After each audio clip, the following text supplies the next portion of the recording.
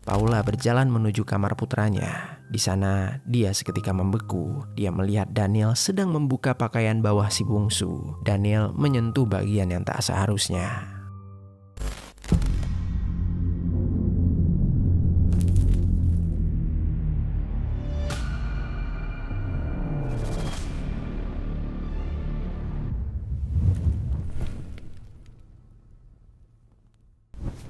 Halo pendengar kisah, selamat datang kembali di channel ini, tempat di mana kami akan membahas kisah-kisah kriminal nyata yang terjadi di seluruh dunia. Kami berharap semoga kalian semua dalam keadaan sehat walafiat dan dijauhkan dari mara bahaya.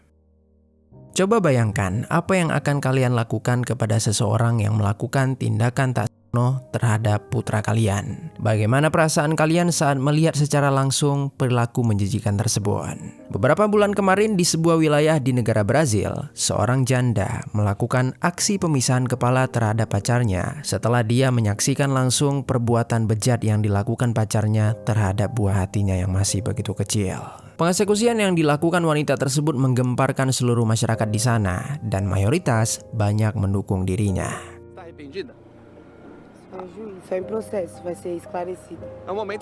Bagaimana kronologi tentang peristiwa ini? Beginilah kisah di baliknya. Di kota Itaquá, Quixetuba, wilayah Chácara Chuaíba, negara bagian Sao Paulo, Brazil, tinggallah seorang perempuan bernama Paula Helen Neves da Silva, 24 tahun. Dia pernah menikah, namun rumah tangganya berakhir setelah kelahiran anak kedua mereka. Sejak saat itu, Paula menjalani hidup sebagai janda, mengasuh dua putranya yang masing-masing berusia 3 dan 6 tahun. Meski telah berpisah, dia tetap menjaga komunikasi yang baik dengan mantan suaminya demi memastikan kedua putranya tersebut tetap merasakan kehadiran sosok ayah. Di tengah keterbatasan, Paula dikenal sebagai sosok pekerja keras. Dia membagi waktu antara bekerja dan merawat kedua anaknya dengan penuh perhatian.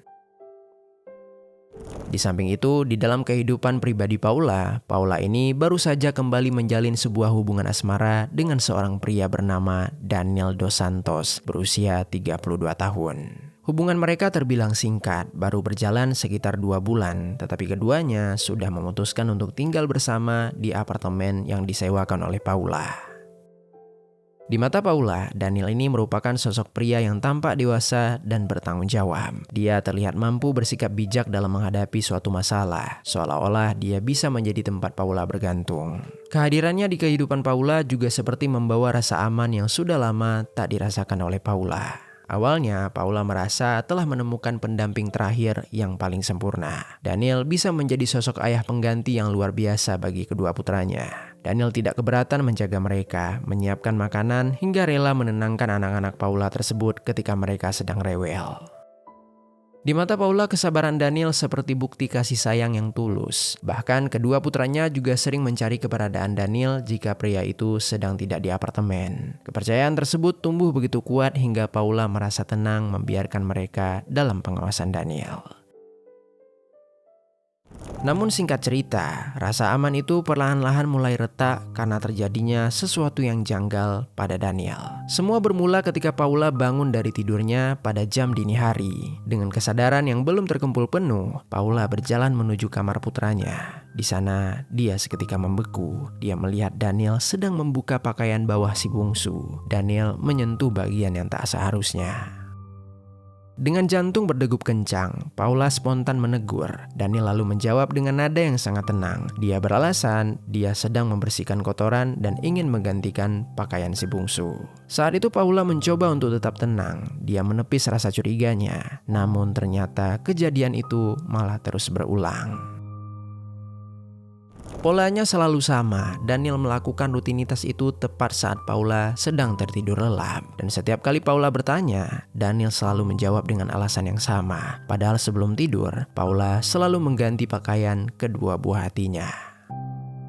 Rasa gelisah itu semakin menjadi-jadi. Naluri Paula sebagai ibu mulai merasa ada sesuatu yang sangat tidak wajar di balik sikap Daniel. Semenjak saat itu, akhirnya Paula terus memantau pergerakan Daniel.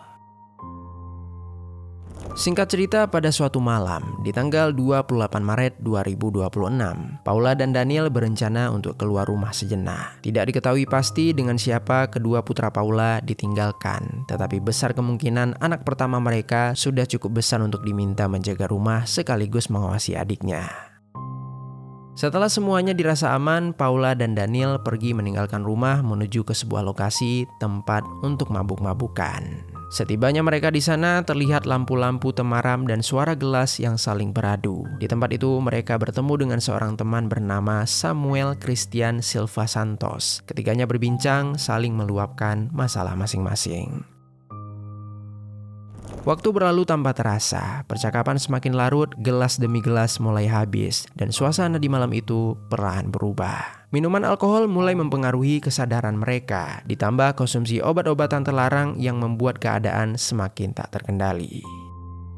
Saat itu, Paula menyadari kalau hari sudah berganti menjadi tanggal 29 Maret 2026 pukul 3:50 subuh hari. Ia pun mengajak Daniel untuk pulang. Dan Daniel mengiyakan. Sebelum pergi, dia sempat menanyakan kepada Samuel apakah dia ingin mampir sebentar. Samuel pun mengatakan kalau dia mau mampir ke apartemen pasangan itu. Akhirnya mereka bertiga berjalan menyusuri jalanan yang masih sangat sepi. Langkah kaki mereka bergema pelan di antara bangunan-bangunan. Saat tiba tepat di gedung apartemen, suasana terlihat lengang. Tak ada seorang pun di luar selain mereka. Mereka kemudian menaiki tangga menuju ke lantai 3. Setibanya di depan unit, Paula segera membukakan pintu. Begitu pintu itu terbuka, suasana gelap langsung tampak. Hanya sedikit cahaya dari arah dapur. Paula menoleh ke sofa yang ternyata di sana ada si bungsu yang sudah tertidur pulas, sementara abangnya sudah tertidur di dalam kamar. Paula lalu menyiapkan minuman untuk Samuel yang duduk di sofa ruangan tamu. Percakapan kembali berlanjut, kali ini dengan suara yang lebih pelan. Sekali Paula juga mengelus pelan rambut si bungsu agar dia tidak terganggu tidurnya. Sekitar 30 menit kemudian, Samuel memutuskan untuk pulang dan berpamitan pada Paula serta Daniel. Paula mengantarkan Samuel ke ambang pintu, sementara Daniel langsung merebahkan tubuhnya di samping si bungsu. Setelah Paula menutup pintu, Paula sempat menatap Daniel sekilas dengan rasa curiga. Bukannya masuk ke dalam kamar, dia justru memilih berbaring di lantai dekat sofa tersebut. Di sana dia berpura-pura tidur, berusaha tampak biasa. Namun diam-diam dia ingin memastikan sendiri bagaimana sikap Daniel terhadap si bungsu.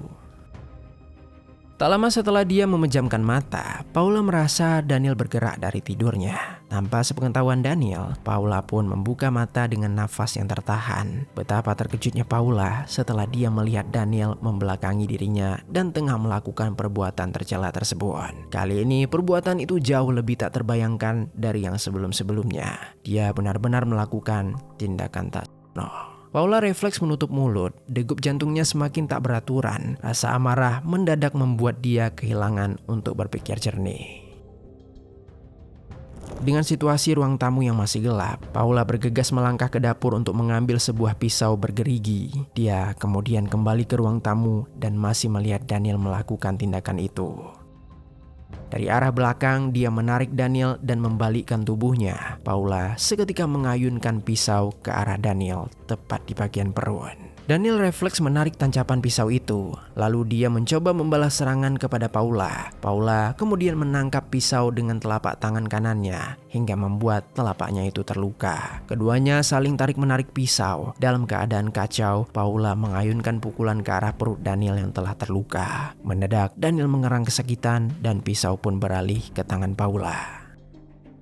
Tak berhenti, Paula menyerang kembali dengan menikam Daniel di bagian dada secara berulang kali. Tubuh Daniel tersentak seiring dengan pergerakan pisau serta cairan merah yang terus mengalir.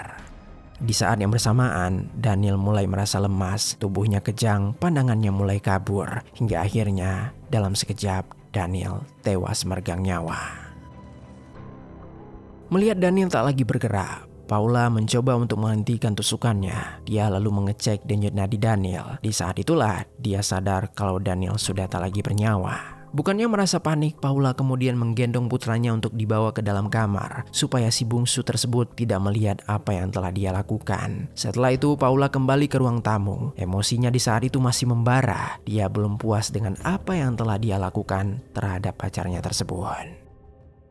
Sebelum melakukan aksi yang lebih keji, Paula terlebih dahulu memfotokan jasad Daniel dengan ponselnya. Barulah kemudian Paula duduk di samping jasad Daniel. Dan dalam beberapa detik kemudian, dia dengan teganya memisahkan kepala Daniel dengan cara yang tak terbayangkan.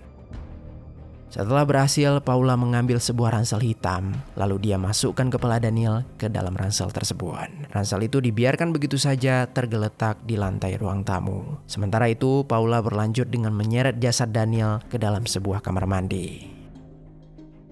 Setelah itu, Paula kembali lagi ke ruang tamu untuk membersihkan cairan merah yang berceceran. Ruangan yang semulanya menjadi tempat berkumpul seketika berubah menjadi tempat yang begitu mencekam. Singkat cerita, beberapa jam kemudian, ketika matahari sudah terbit, Paula yang masih dilanda kebingungan tiba-tiba saja ingin mempamerkan aksi keji yang telah dia lakukan. Dia mengirimkan pesan kepada mantan suami, ibu, serta saudara-saudara kandungnya. Dia bilang kepada mereka kalau dia baru saja mengeksekusi Daniel beserta dengan alasannya. Keluarga awalnya tidak percaya, mereka mengira kalau Paula sedang mabuk saja. Melihat respon itu, Paula tanpa ragu langsung mengirimkan foto jasad Daniel yang telah bersimbah cairan merah. Seketika barulah mereka semua terkejut. Ibu dari Paula langsung menghubungi pihak kepolisian dan dia juga langsung mendatangi apartemen putrinya itu. Tak lama dari laporan itu, polisi tiba duluan di unit apartemen Paula. Mereka mengetuk pintu selama beberapa menit, tetapi tidak ada respon dari dalam. Ketukan mereka semakin keras, disertai panggilan berulang kali menyebut nama Paula. Hingga akhirnya pintu itu pun dibukakan oleh Paula. Paula berdiri dengan wajah pucat dan tatapan yang kosong. Rambutnya tampak berantakan, pakaiannya begitu kusut. Dia hanya terdiam beberapa detik, lalu menatap petugas tanpa berkata apapun. Petugas langsung segera masuk untuk melihat keadaan. Awalnya Paula tampak ragu, namun kemudian dia bergeser pelan memberi jalan. Begitu tim polisi melangkah masuk, mereka saling bertukar pandang untuk menyisir semua ruangan. Benar saja, sesampainya salah satu polisi di bagian kamar mandi, pandangan mereka dikejutkan dengan jasad Daniel yang tak ada lagi kepalanya, serta tubuh yang penuh dengan luka tikaman. Polisi langsung bertanya kepada Paula di mana dia meletakkan bagian kepala. Lalu Paula dengan santainya menunjukkan ke arah sebuah ransel hitam yang masih tergeletak di lantai ruang tamu. Akhirnya, saat keluarga juga telah tiba di sana, polisi pun langsung mengevakuasi jasad korban dan membawa Paula ke kantor polisi untuk dilakukan interogasi lebih mendalam. Di samping itu, keluarga Paula masih mencerna tentang apa yang telah dilakukan oleh Paula. Mereka tak kuasa menahan tangis ketika melihat Paula dibawa ke dalam mobil polisi.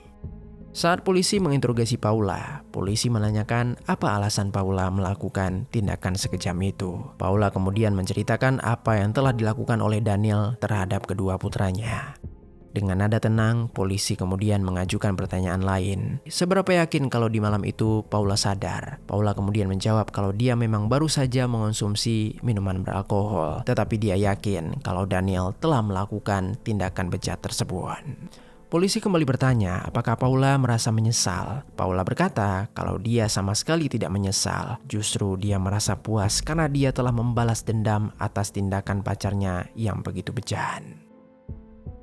Untuk mengonfirmasi seluruh pengakuan pelaku, polisi melakukan pengecekan rekaman CCTV yang terdapat di luar apartemen. Dalam sebuah rekaman terlihat kalau Paula sebelumnya pulang bersama Daniel dan seorang pria lainnya yang diketahui bernama Samuel. Polisi akhirnya memanggil Samuel untuk mencari kemungkinan apakah dia tahu tentang pengeksekusian ini. Saat diinterogasi, Samuel menceritakan aktivitas yang dia lakukan sebelum dia pulang dari apartemen tersebut. Dia berkata tidak ada pertengkaran yang terjadi di antara keduanya sampai dia memutuskan pulang pada subuh hari. Keterangan itu sesuai dengan lanjutan yang terdapat di rekaman CCTV yang dilihat oleh polisi, yang mana kejadian mengerikan tersebut terjadi setelah Samuel pulang. Sehingga karena tidak adanya pertengkaran di antara korban dan pelaku, polisi sedikit mempercayai pengakuan Paula yang mengatakan kalau motif di balik ini semua adalah karena korban melakukan tindakan terhadap si bungsu.